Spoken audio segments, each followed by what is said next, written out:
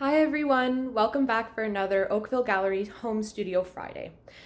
I was walking the dog the other day and I was thinking about all of the places that I had visited before, some of my favorite places that are just in my backyard or even places that are far off that I've had to take a plane to. And then I thought this is perfect inspiration for what I want to do this week. I'm going to teach you how to actually create beautiful landscape paintings. So we're going to learn the fundamentals of perspective. Perspective is when you have things that are off in the distance and they get smaller and smaller, and the things that are closer to you are a little bit bigger. I'm going to show you how to do that very, very easily. Today I'm also going to use watercolor paints. I'm going to show you how to use those, but if you don't have watercolors at home, don't worry. We just need something to add color to our beautiful masterpieces. So let's get started.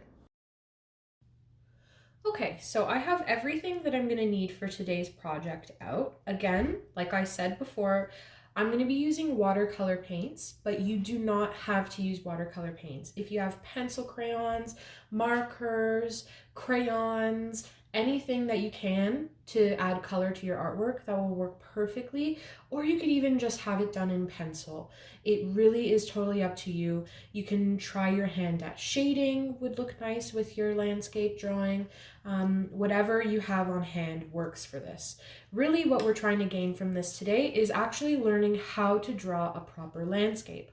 How we can take a look at either a photograph of something that we've taken before, a different landscape, a place we've been from a vacation, something we've seen in a magazine or on TV, how we can take that image and put it onto paper and have it make sense. So whatever is closest to you is called the foreground. That's the thing that's closest to you and the biggest in your picture because it's the closest. When you look out into the distance and you're looking at the background, let's say it's mountains. Do the mountains look like they're as big as maybe the tree that's right in front of you? No, it will look smaller because as things go off into the distance, they get a lot smaller. And then the thing that's in between your foreground, the thing that's closest to you, and between your background, the thing that's furthest from you, is your middle ground. A very easy way of remembering the middle portion, the middle ground. It's what's in between your foreground, the thing that's closest to you, and your background. It's your middle ground. So when we draw a landscape, first I want you to think about what you're actually going to draw. Are we going to be drawing something that is from our imagination? Are we going to be using a photograph? Are we going to be using a memory of a place we've been? Or are we going to look outside of our window? That's also a very good place to start. I'm going to take something from my memory of a place that I've been. I really, really love the mountains and I've been out west and I love seeing the mountains in the background. So I'm going to take a memory of a place that I was at out west by the lake with some trees and the mountains in the background.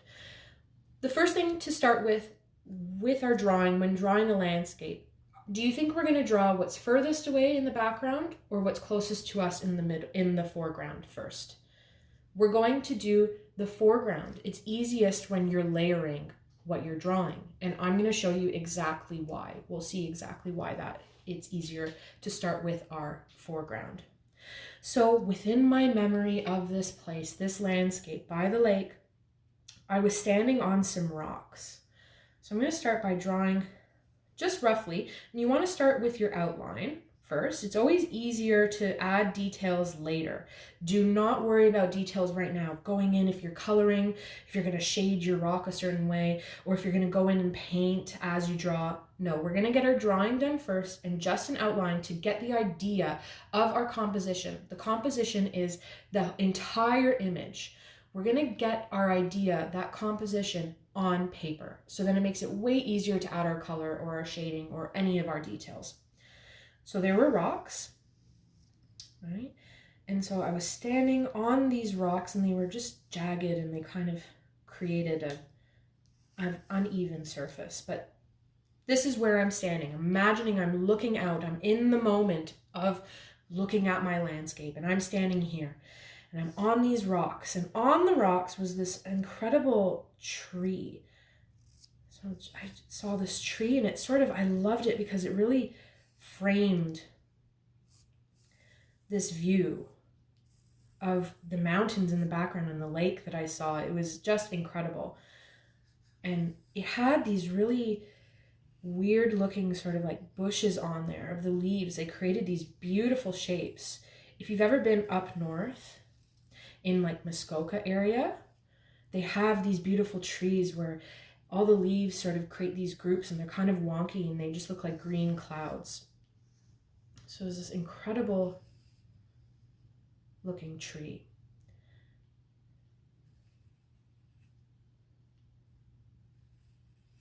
Okay, so I've drawn a bit of my tree there. Okay, I've got the trunk and these sort of green clouds of leaves, right?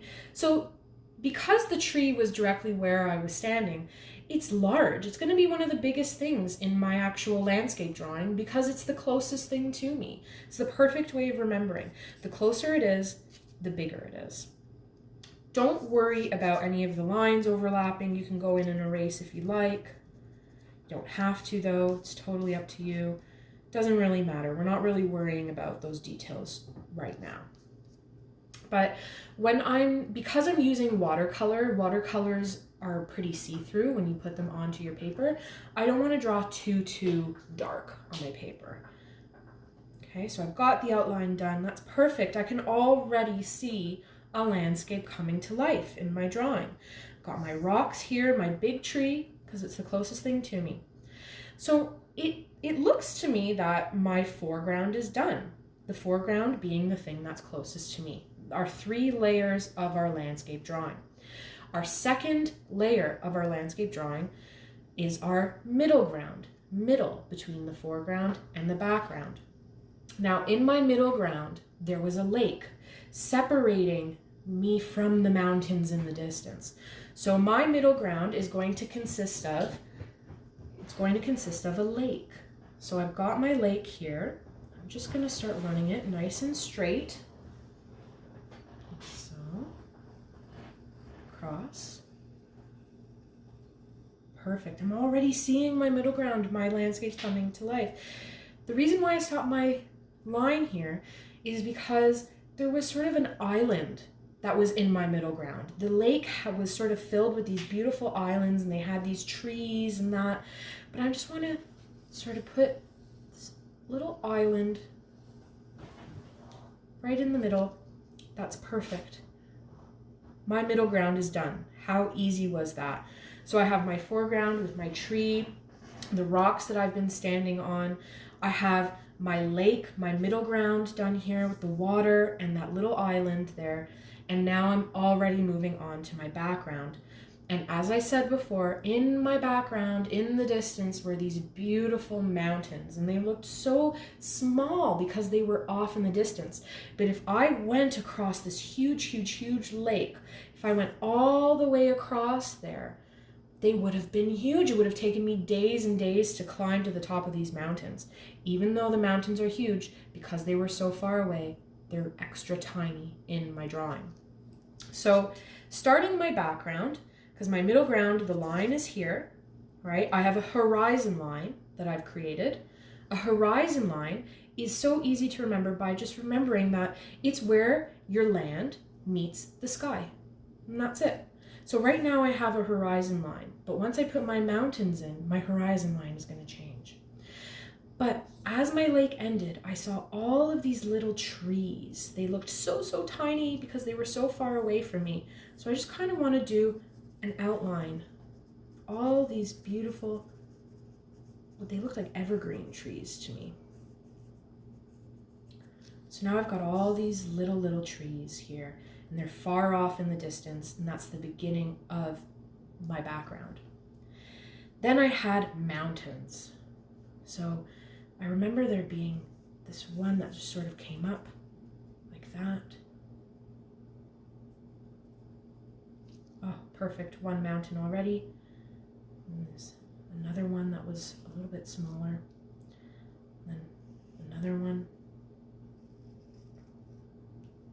And because I have mountains in the back, but my tree is in my foreground, I don't want to draw over my tree. My tree overlaps with the mountain. So I've just put a little bit of my drawing of my mountain and stopped as soon as my tree started, because you're not going to see my mountain through my tree.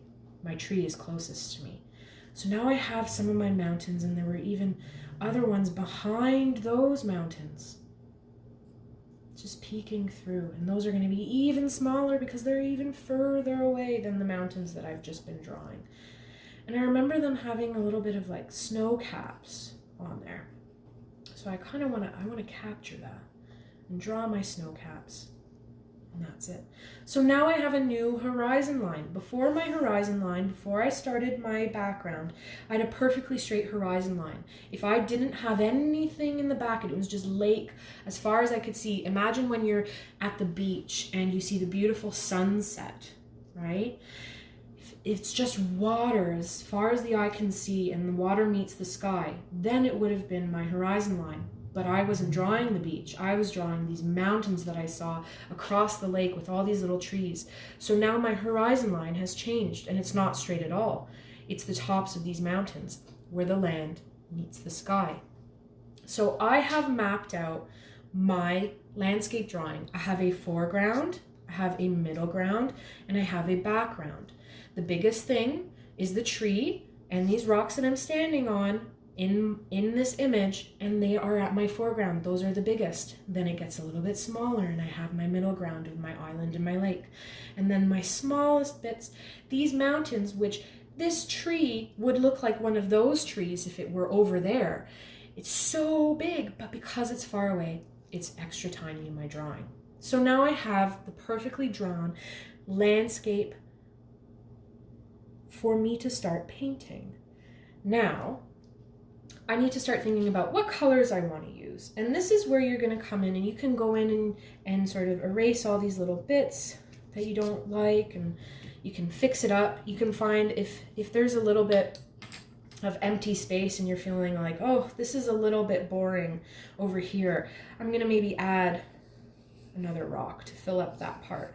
It just looked a little bit empty there, right? You can do absolutely whatever you want. Now, when it comes to me choosing my colors for this, I can do whatever I want. Just because it might have been the middle of the day with a very blue sky in my memory and when I was actually there, doesn't mean that I have to put a blue sky. Your landscape can be whatever you want it to be. My favorite part of the day is when the sun is setting. So maybe I want to do a sunset in the sky. Maybe I want to not have realistic colors in my mountains and not do black and gray and brown. Maybe I want to put some purple and blue in there and just sort of play around with the color and make it interesting. I have my watercolor brush here. It's an angled brush. The only reason why I have this is just because it's my favorite brush that I have. I find that my watercolors go on really, really smoothly when I use this one. I also have my container of water here. Just used a Tupperware and filled it with a little bit of water. And then I have my palette of watercolors here. If you have watercolor pencil crayons, you would want to color the entire thing first, and then you're going to add your water afterward.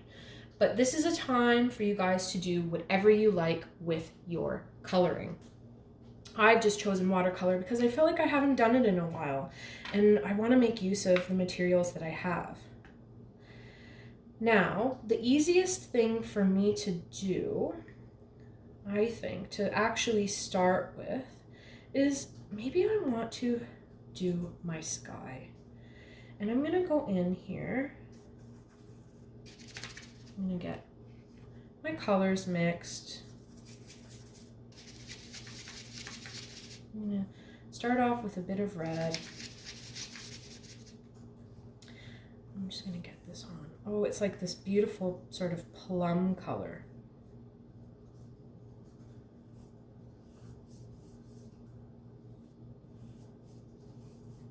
Now, if you are using watercolors like I am, we want to make sure that you have a thicker paper. It doesn't necessarily have to be watercolor paper, but the thicker the better, because when you add water to paper, it starts crinkling a little bit. So whatever you have, the thickest paper you have, the better.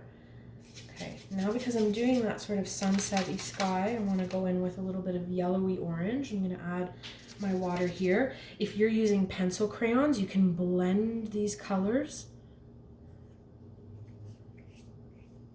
Okay, so on in here with this yellowy orange, and I want to blend this a little bit better. So I'm going to go back in, layer a little bit. Now the trick with watercolors, you want to start with your lightest color first, then move in to your darker color.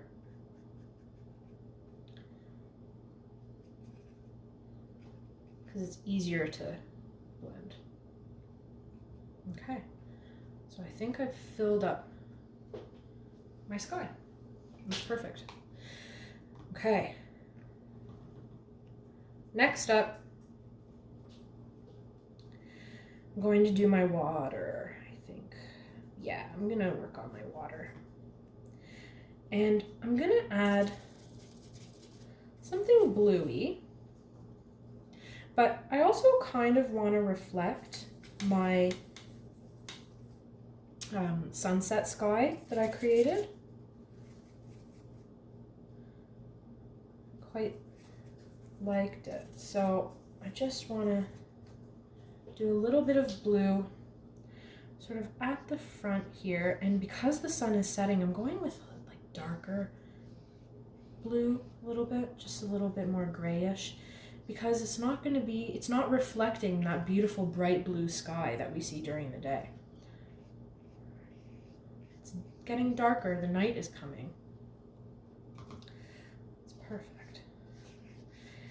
Then I'd say this is my lightest color that I'm going to use, so now I'm going to move into something that's a little bit darker, and I'm going to go into that sort of plummy color again that we had created for the sunset.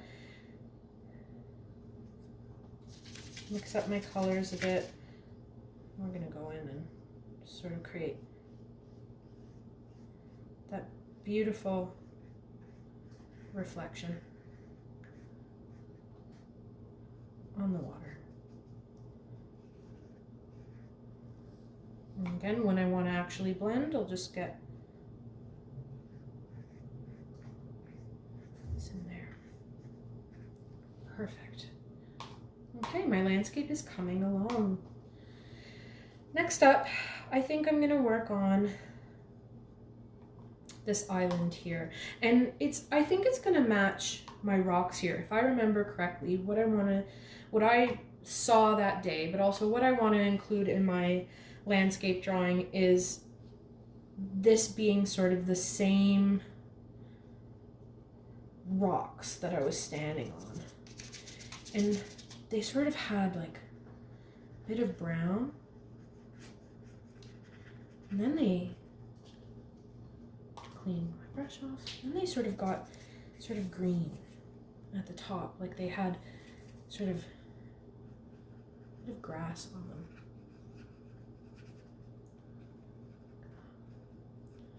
Now my colors are very simple, but if you want to go in with lots of detail, you can add a bunch of shading if you like. That looks great. I'm really happy with that. And now I'm going to do the same thing over here. I'm going to use that sort of browny color, my rocks.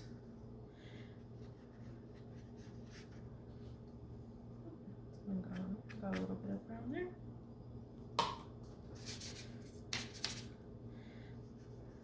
Perfect. And then I'll go in with that green again.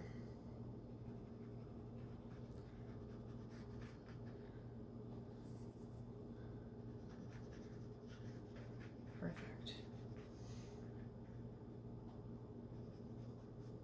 I'm loving this combination here of the green with that sort of brown. It's really bringing my memory to life. I'm standing there looking across the lake, those beautiful mountains and mossy rocks. Perfect. Now I think I'm happy with that. Next up, I'm going to work on my mountains, I think, and I'm going to do something sort of grayishy purple, I guess. Let's get some purpley blue.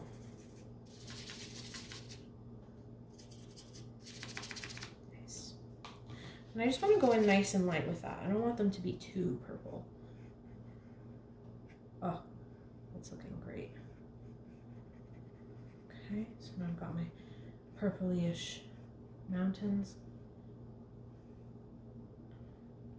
Just go in the spots that I want them to have that purple. I'm gonna add some, I think, like darker gray to it a bit afterward. So I'm not filling the whole thing. And remember, there's my tree, so I'm going around it. There's another mountain there. And then here's my other one. Perfect. Okay. So I went from my lighter color, and now I'm gonna go to my darker color, which is like this nice gray.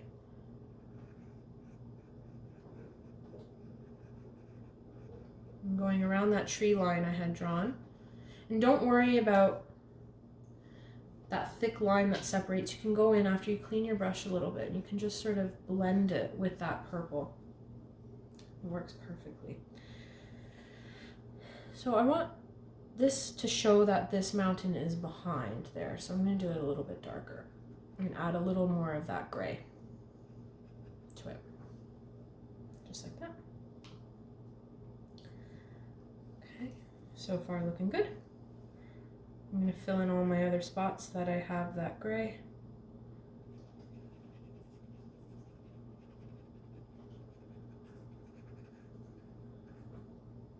Again, where I want it to be blended, clean my brush off a bit and just blend it with that purple nicely. Perfect.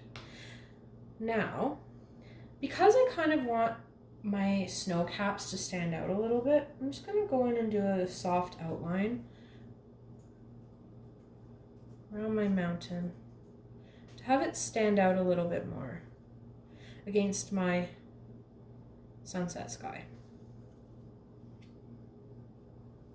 If you find your brush is too wet and it just gets a little bit too soppy, that's when a paper towel is very helpful. You just get rid of some of that excess water, and it's just like a sponge and it soaks it right up. Okay, perfect. I'm really happy with these mountains. I'm going to clean my brush because I'm going to change my color here. For those trees, because there's so many trees and all the details are sort of blending together, I'm just going to do one color and just sort of show that it's a tree line. If you've ever sort of seen a tree line in the distance and it's during the sun rising or the sun setting, it's usually very dark because it's on the other side, so the light is coming from behind it. So if the light is coming from behind, it's going to be dark in front. So I'm going to go and create that sort of gray color that I used for the mountains, but I'm going to make it darker. The way that I make it darker is more watercolor paint and less water. The more water you add to something, the darker it is. The lighter it is.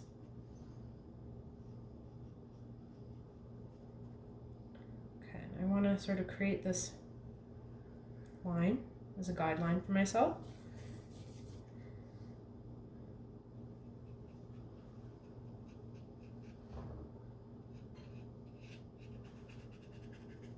Okay. And notice how I'm not adding more water to my brush, because if I add more water to my brush, my paint is going to get lighter. I want it to remain dark so you can see it against my mountains. And it doesn't blend into the base of my mountain. So there you go, I have my tree line all done. So my background is completely finished, my middle ground is completely finished, and last I just need to do my tree that's right at the front. So let's go in and get this brown for our tree trunk. Something like that. And I want to go just a little bit lighter. And I'll add my sort of darker brown where I want the shading after, because it's always easier to blend that way afterward.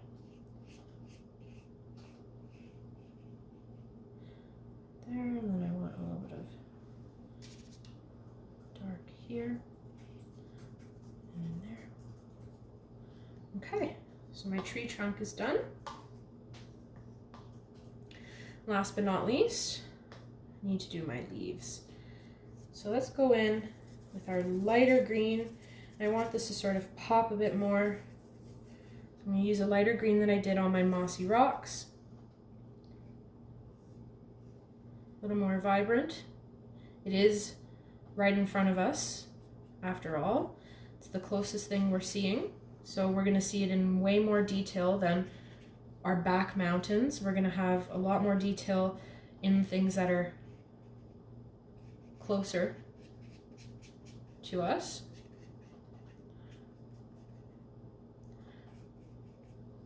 It's like, think of it in the way that if somebody's eyes are blue, right? If their eyes are blue and they're right in front of you, you can see that their eyes are blue. But then what happens if they go run really, really far across a football field? Will you be able to see what color their eyes are? No, they're too far away. So the detail starts getting lost the further away you go. Okay, and now I go in with some more of my shading to add more of that detail here.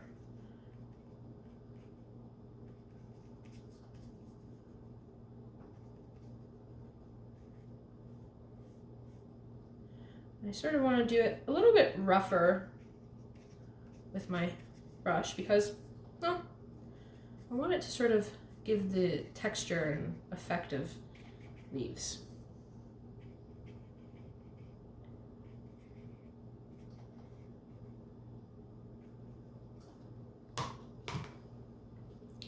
Okay, and now this is a time too that you can go in and sort of reflect, oh, you know what? I kind of want to add a little more detail in here. Sort of make it look a little less blended and give a little more texture. You can go in afterward and add to what you had already painted.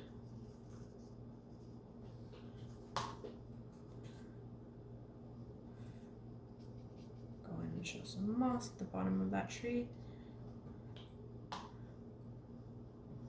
All right, I think I'm done. There you have it. I have a landscape painting. I've used watercolor, but most importantly, I have created a composition with a foreground, a middle ground, and a background. Now, this is something, once you learn how to do that, your options are completely unlimited. The sky is the limit for you when it comes to creating your landscapes. You can create something real or imaginary, work from a photograph, or just work from your memories. You can have a proper landscape drawing with the fundamentals of perspective, showing whatever is closest to you is bigger and whatever is furthest away from you gets even smaller.